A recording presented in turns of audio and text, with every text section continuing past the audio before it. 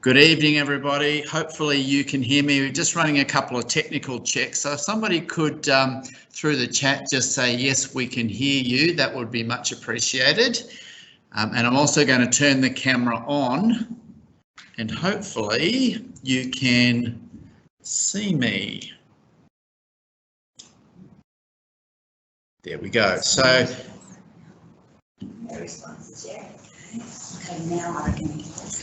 Hello everybody, hopefully if you've already heard me that's great. If you haven't, then can you just let us know that one, that you can hear us, and two, that you can see me.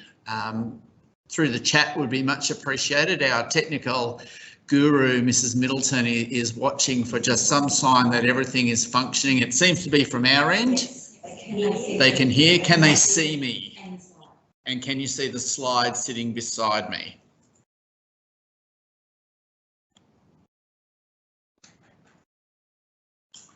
The slide should actually say Parent Information Evening Year 11 2022. So a yes from somebody that yes, I can see the slide. Yes, I can see the face. Yes, I can hear you. Yes. Excellent. Success.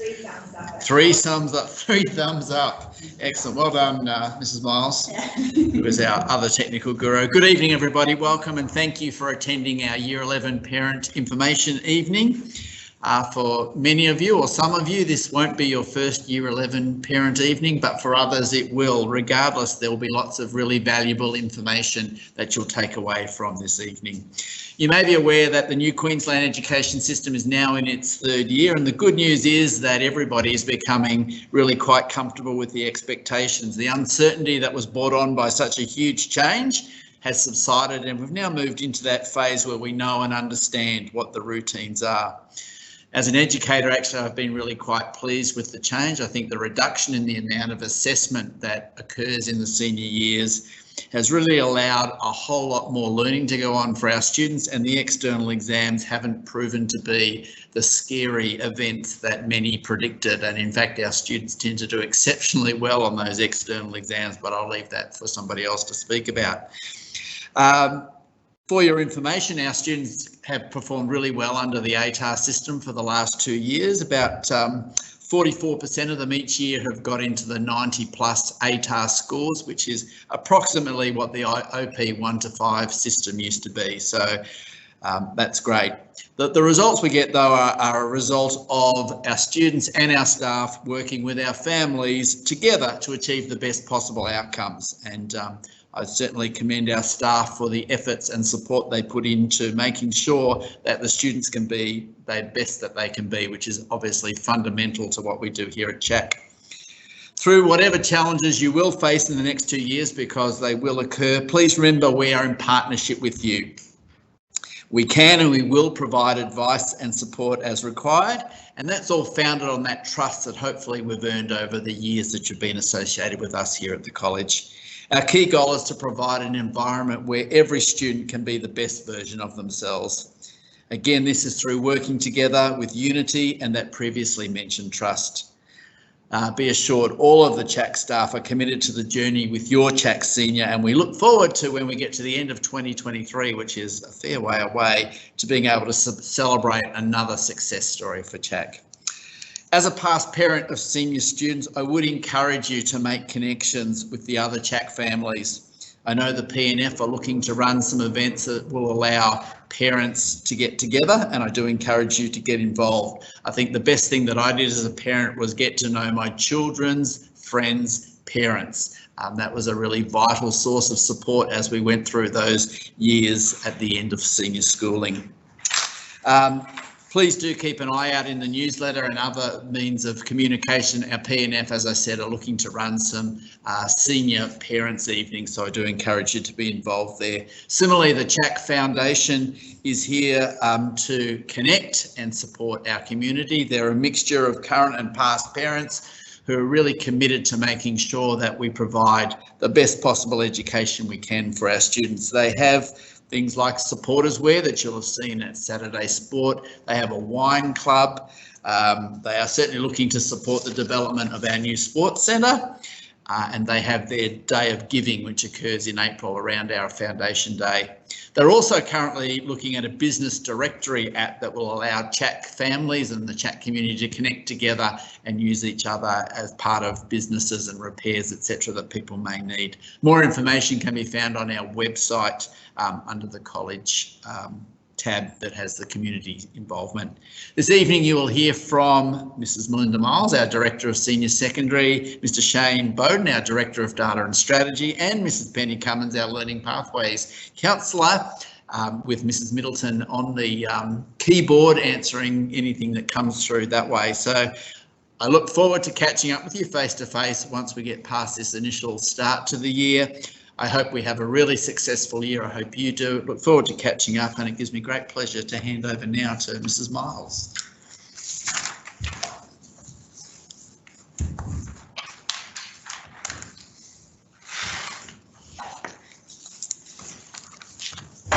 Good evening, and thank you for joining us tonight. I'm looking forward to working with you and your children this year.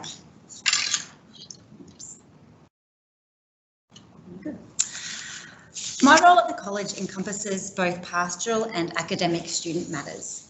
I work closely from a pastoral perspective with Mr Pavish, our Assistant Principal of Administration and Pastoral Care, Mrs Shelley McMahon, our Director of Junior Secondary, our Heads of House, Brother Nathan, our college psychologists, and our nursing consultant.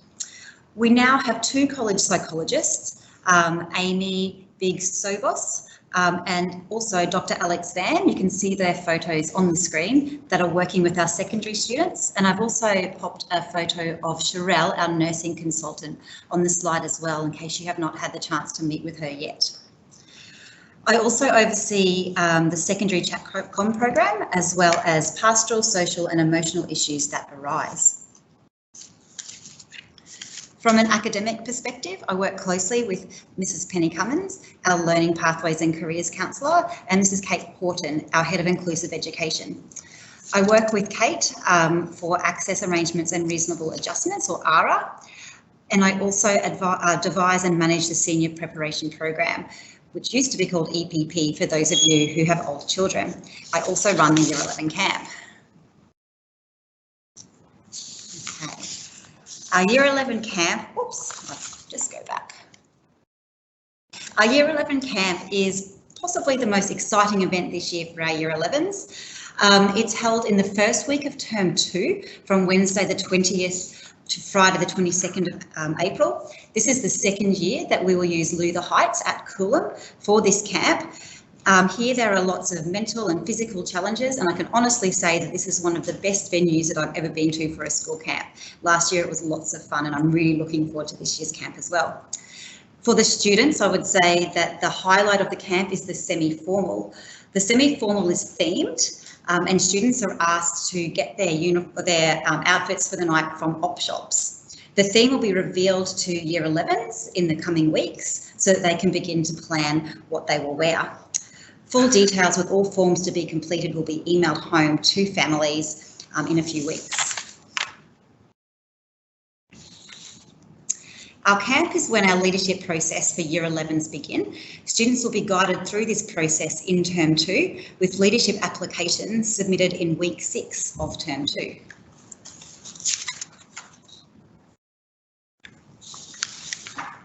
Following an extensive interview process, applicants are advised on their positions in week 4 of Term 3, and the College Leaders Commissioning Service for new students is in week 2 of Term 4, and this is when the class of 2023 will officially begin their leadership. Year 11s are important role models. This means that they must always present themselves well, wear their uniform correctly with the correct haircut, jewellery requirements, socks, school shoes, have their mobile phones away in their locker, etc.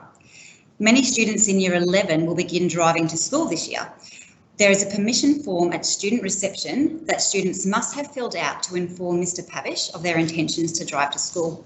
Students are able to park their vehicles on Krupp Road and the roads adjacent to the college, and we ask that they are considerate of our neighbours when doing so.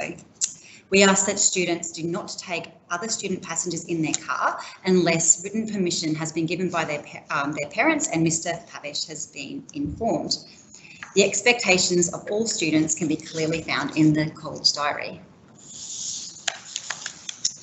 At the college, we keep up to date with the latest research, such as the Mission Australia Youth Survey. This survey is the largest annual survey of young people in Australia. It's now in its 20th year, and it aims to identify the values, aspirations, and issues of concern to young people. In 2021, over 20,000 young people aged 15 to 19 participated in this survey. You can see the key findings from last year's survey on this slide, and it's findings like this that help to shape our pastoral programs, in particular ChatComm.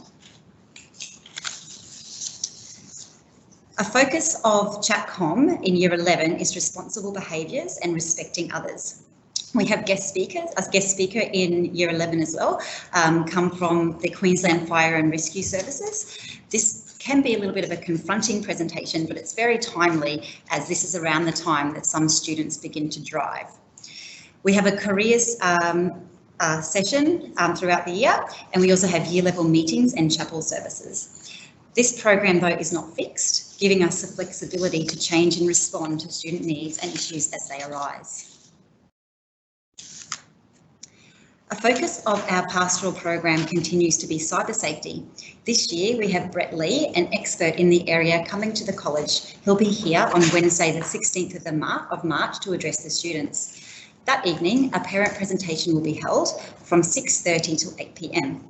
I've been to a number of Brett's presentations in the past and I highly recommend attending. His advice has helped me both as a teacher and a parent.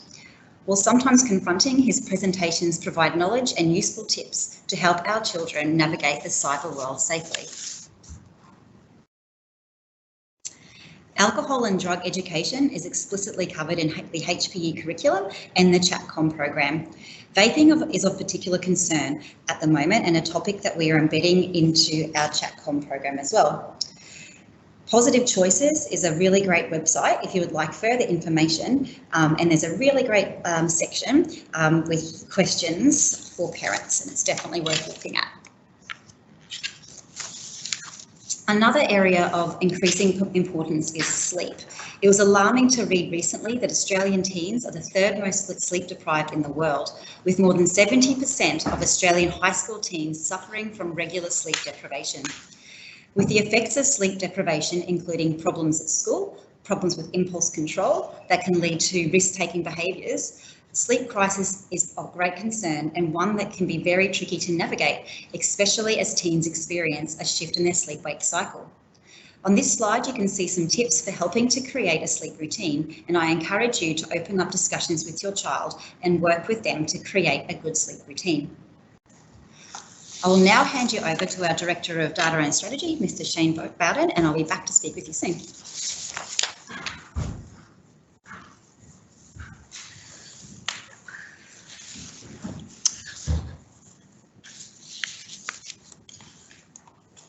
Good evening. So we'll get straight into it. The Queensland Certificate of Education. So the QCE is Queensland's secondary schooling qualification. It is what we anticipate and work towards all students obtaining at the end of their 12 years of schooling. To receive a QCE, students must achieve a set amount of learning at a set standard and pattern whilst meeting literacy and numeracy requirements, either at the completion of Year 12 or after they have left the school.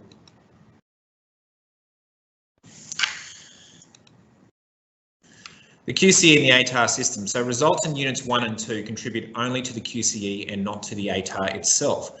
Students complete Units 1 and 2 in Year 11.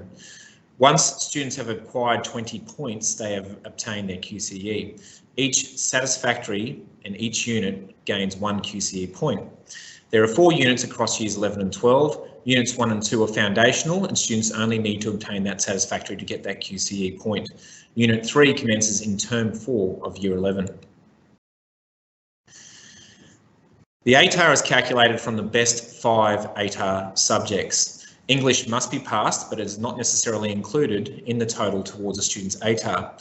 Tertiary institutions may also offer various bonuses for entry for students to get in. The ATAR is based only on performance in Units 3 and 4. Students will finish 4 pieces of assessment per subject in Units 3 and 4. That is 3 internal assessments, IA1, IA2 and IA3, and the external exam. Maths science subjects carry a 50% weighting in the external assessment, whereas all other subjects only carry 25% weighting in the external assessment. The external exams take place at the start of week 4, term 4 in year 12. They'll be conducted here on campus. The QCAA will provide a chief supervisor, whereas invigilators are members of the college community independent of the college staff. Students will take part in a mock exam block at the end of term 3, year 12, as they're part of the preparation for the external exams. This includes a review of course content and further familiarisation with QCAA exam procedures. There will be 2 exams scheduled each day, but the QCAA will aim to avoid popular combinations of subjects such as physics and chemistry on the same day. So accessing learning analytics. Accessing learning analytics is via the Learning Analytics portal on the recently released CHAK HQ platform that you would have received notification about earlier in the week. Parents have been emailed login details to access this platform. For further information regarding accessing learning analytics or any of our other online platforms, please refer to the Online Platforms Access and User Guide located on the website as outlined on the screen.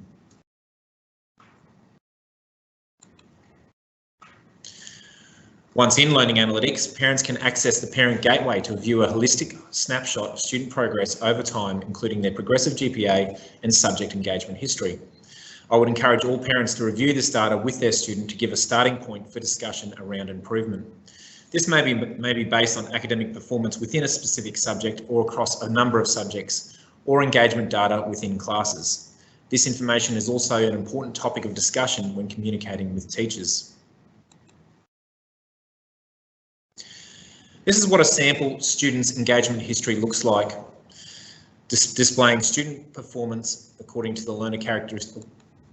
My apologies. This is what a sample student's engagement history looks like, displaying student performance according to the learner characteristics, behaviour and attitude, home study, and learning in class. The box plot here is an example of student performance across subjects, including their overall grade point average in comparison to the student's cohort. It gives good information regarding the spread of students' performance, where the middle 50% of the cohort are placed and where your student sits in relation to this. To view individual academic results, please select the continuous report option on the left-hand menu. This will enable parents to view progressive results for each assessment instrument for each subject. Results for each assessment piece will be added to the list once marking has been completed. This is what the summary of assessment piece results looks like.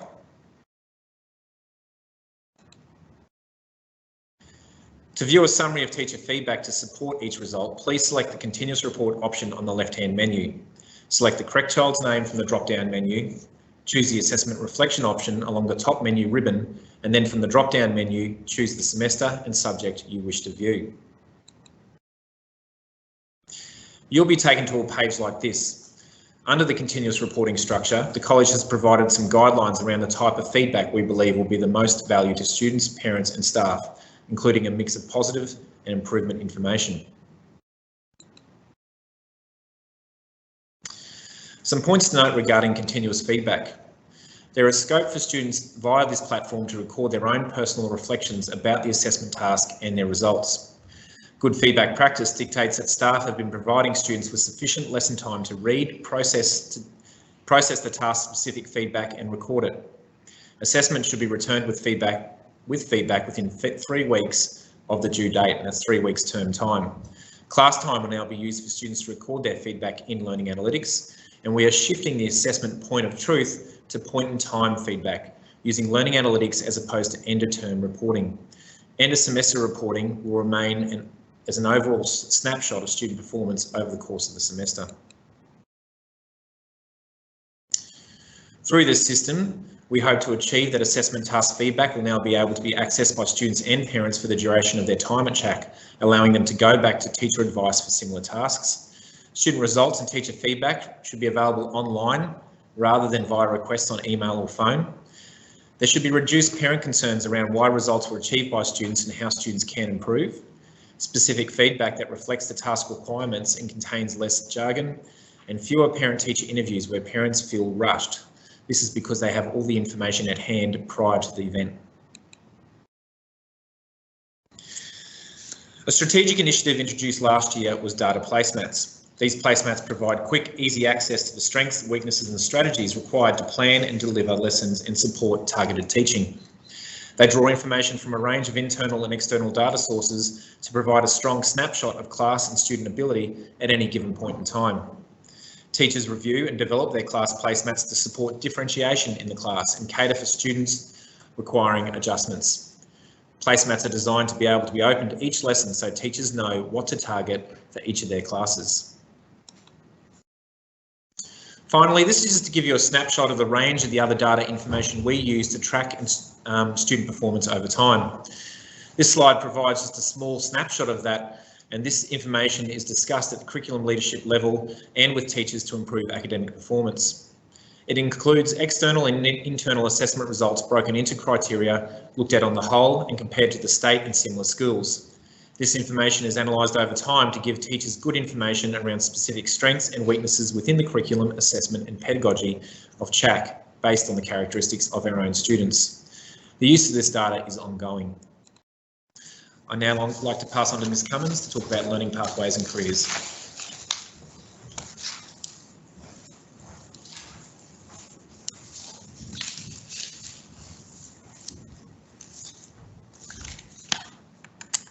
Good evening, everyone. Throughout years 11 and 12, I'll become an increasingly familiar face to students as they start planning their post-school future. For year 11, my focus in helping students tends to be on subject changes, monitoring their progress through learning analytics and also their QCAA learning accounts, and of course investigating and reviewing career and work goals, which I'll talk a little bit more about in a moment. For those students who might be considering transitioning straight into work after school, I'm also the advisor on all things to do with vocational or trade pathways. And I'll also work with students, particularly those that might be doing accelerated maths, on any ideas they might have around perhaps studying at university in year 12. There is no requirement for students to do that, but we always have a number of students that do elect to study through the Start QUT program or similar programs at the University of Queensland and Griffith. So that's certainly something that I can provide students with more information on. And of course, I assist in the delivery of work and career education through both the CHAC-COM programs and the senior preparation program. And I have already had the chance to talk to all year 11s through the senior preparation program. And we've revisited the QCE and the ATAR. And I'm pretty confident that they've got a pretty good sense of the way that the next 2 years are structured. In terms of careers education at CHAC, in year 11, we're really focused on continuing to investigate, obviously, interests and careers. Certainly understanding eligibility requirements like projected ATARs for courses is important, but tertiary application processes are really left to year 12 when we receive lots of advice from the Queensland Tertiary Admissions Tertiary Admissions Centre, and also, of course, advice that I provide to students. I guess there are two pathways where getting organised in year 11, though, is particularly important. One involves the Australian Defence Forces, so students that are interested in ADF careers really should be starting their application process during year 11. And students who are interested in medicine and dentistry will generally start preparing for some of the application processes towards the end of year 11. Those processes include the UCAT test, which I mentioned in my newsletter article yesterday, and which I'll be talking to interested students about next Wednesday at 8:40 a.m. And more information will come on that. As you can see on the slide, Year 12, we're obviously going to be reviewing course and career goals again, and very much focusing on tertiary entrance, scholarship information, and continuing those regular conversations. Key conversation topics that I tend to have with Year 11 generally often surround subject choices and has a student chosen the right subjects. It can, of course, be very difficult, as you know, to change subjects in Year 11, and there are only certain windows of time when this is still possible. I would say if a student is considering a change at this early part of the year, they really do need to see me over the next 2 days. And after that point, we do need to wait until the end of Unit 1 to be discussing those changes. In the case of maths, which some parents have asked about, a change from methods to general is certainly always a possibility at the end of Unit 1 and at the very latest Unit 2, which finishes early in Term 4. Advice, though, will always be provided by teachers to students if it is believed that they're not going to be successful moving forward and that a subject change should be considered. And that's obviously where I can also advise a student. The other, I guess, important topic for some Year 11s is vocational pathways. Please know that students may choose to follow a vocational trade pathway at this stage of Year 11. The TAFE at School program is one that CHAC very much supports, and they have a number of courses that are 12 months in length. Some of those do have a mid-year intake, so if a student is still considering a TAFE pathway, they should certainly reach out fairly soon. And certainly look out for emails as they come out from me during the year when intakes are happening by TAFE. The TAFE program is very much in demand, so when those intakes do happen, it is very important that students enrol very quickly. In terms of where do students start? Many Year 11s will obviously still be exploring and investigating rather than be settled on a clear career pathway. So please don't be alarmed if your student is still very uncertain. We'll certainly be doing a lot of exploration in senior prep classes in Term 2. And that will include lots of career quizzes and various resources to help them in investigating pathways. In terms of eligibility for particular university courses, this is a question that some parents asked about earlier. I can certainly look at a student's results towards the end of Unit 2 and get a sense of whether or not their particular course aspirations are realistic. But this really isn't possible until Term 4 when students have undertaken their first 2 units of all subjects. When we are considering ATARs, we do need to be mindful, of course, that ATAR thresholds that are set by universities do go up and down depending on demand in a given year. But I'll certainly be talking a lot more to students about those courses and ATAR thresholds as we move through the year. Parents obviously have a very important role in career investigation, and I guess some of the most important sites that students were introduced to in Year 10 include the QTAC search engine. QTAC, of course, lists almost all courses available to students in Queensland, and it has a very good tool for students to start their exploration, and it will reveal sort of all of the courses of interest in a student's particular area of interest. Encouraging students to try career and interest tests is also really important. And on the screen, you'll see I've circled the tab on the CHAC Careers website where I've uploaded a range of career tests.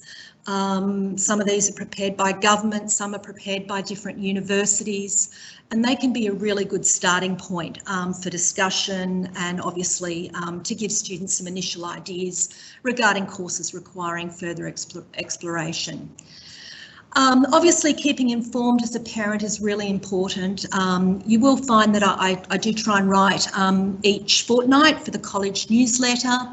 There is also a really informative bulletin published on the Chat Careers website each fortnight. And of course, the Chat Careers website has a wealth of information, including a parent tab, where there's a range of resources that can help you in your role in guiding students. On the screen, I have a couple of thoughts about the role of parents in terms of helping guide students' post-school planning. I particularly like the last point, and it's one that I need to remind myself of regularly, that it's really important to suggest and encourage, but not necessarily advise. I find it's very tempting for some students to take this, the easy option and enrol in a course that perhaps I or a parent have suggested. And so I do like to talk to students about the importance of them finding their own voice and really taking ownership of the career investigation journey and their futures. My contact details are of course on the screen. Students are welcome to make an appointment at any time of the year. It's probably particularly useful though to do that after our careers unit in the senior prep program in term 2. Of course, parents are always welcome to attend these conversations. The booking system on Chat Careers is very simple to use. Students were introduced to this in Year 10 and made appointments for their senior learning plan interviews. So please do remind them how easy it is to access my advice, and of course how much I really do enjoy learning more about them and their interests and their aspirations. Thank you. I'll hand back to Mel.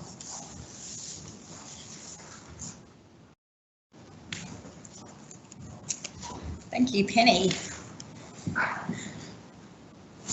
Okay. To help students prepare for their senior studies, all Year 11 and 12s participate in the Senior Preparation Program. In this subject, students gain an insight into the ATAR system, and Penny has already visited all Year 11 senior prep classes this term. Early in this subject, students complete the QCAA Academic Integrity course, explore cognitive verbs and various study skills to prepare them for both internal and external assessments, as well as reinforcing effective studying strategies. As Penny mentioned, a careers unit is run during term 2 this year for the Year 11 students, and later in the year there is an opportunity for study and assessment preparation as students approach unit 3 in term 4. For students to achieve their best in their senior years, homework and study are a must. Such learning aims to enhance, consolidate and enrich the learning that occurs in the classroom. In Year 11, it is expected that students complete 2.5 to 3 hours of enhanced learning at home.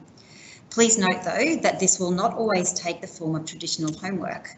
Students may be asked to review class notes, watch flipped classroom style lessons, research, work on assignments or complete specific activities. If your child comes home and says that they have no homework, this is probably not the case, especially in their senior years. There is always revision and reviewing to do, and perhaps implement some of the study skills that they have revisited in senior prep. It's important that the study space that your child has at home is quiet and free of distractions. This means putting their mobile phones away, which I know only too well is a challenge for most teens.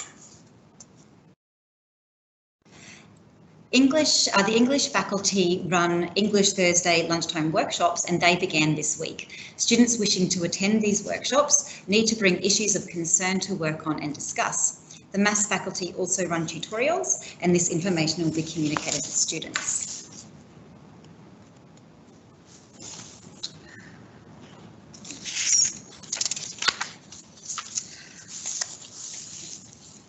Looking now at access access arrangements and reasonable adjustments, or ARA, these are provided to minimise barriers for students who have a disability or a condition that may affect their ability to participate fully in timed assessment. ARA replace special provisions that students in year 7 to 10 can receive and fall into the broad categories of cognitive, physical, sensory and social and emotional disability. Kate Horton puts together our ARA applications and corresponds with families. Detailed medical documentation is required. If your child currently receives special provisions or has in the past, Kate will send out information about your child's specific requirements for ARA. Adjustments may depend on the functional impact and it differs from student to student, but can include provisions such as rest breaks, extra time or assisted technology. Please note that the college must abide by decisions of the QCAA. If you believe that your child could benefit from accessing ARA, please contact either Kate Horton or me and we will run you through the process and the documentation that needs to be provided. A part of ARA is illness and misadventure, and this is when an illness or an event is unforeseen and beyond the student's control, such as the death of a family member. The situation cannot be of the student's choosing or that of their parents, such as a family holiday. An illness and misadventure application cannot be made for the same condition or circumstances for which QCAA ARA has been approved, unless it can be demonstrated that a significant deterioration or complication of the condition has occurred that will diminish the student's performance in that assessment piece. Illness and misadventure can apply to both internal and external assessments and assignments and exams. In all instances, detailed documentation is required. For all internal assessments, be it exams or assignments, it is vital that students adhere to the college's assessment policy. They must ensure that their assignments are submitted on time. If illness or misadventure affects your child's ability to submit an assessment piece on time, please contact me as soon as possible to discuss the requirements for seeking an extension. For exams, if a student is too ill to sit this exam, please inform either me or Shane Bowden as soon as possible. Again, detailed documentation is required. The external assessment period takes place in October to November, and it's only for assessment in units 3 and 4. So for most students, this is at the end of year 12, but for students doing accelerated maths, they will sit their external assessment for this subject at the end of this year. You'll hear more about the illness and misadventure process for external exams at the year 12 parent information evening next year. While the academic demands do increase in year 11, it's really important that students have time for family and friends, time for sport, music and activities that they enjoy. Encourage your child to develop a planner. This can help them manage their time and also alleviate stress when the assessment periods approach. If you or your child have any concerns, please do reach out. In the first instance, I encourage your child to address the problem themselves. Doing this, they should contact their homeroom teacher first or the relevant subject teacher. This can be either by phone, in person or by email. After this, the next point of call is either the appropriate head of faculty for a specific subject-related concern or the head of house, if it's a more overarching concern, either academic or pastorally. Following this, please contact me either by phone or email. Contact details for key staff can be found on this slide. The slide will be found in the slides that will be sent home along with this recording. Hopefully this will be emailed home tomorrow, but at the latest Monday. Thank you very much for attending tonight, and I hope to see you all at the Brett-Lee presentation in March. We will now open up for questions via the chat function, so please post your questions there and we will answer them via the chat. Thank you again.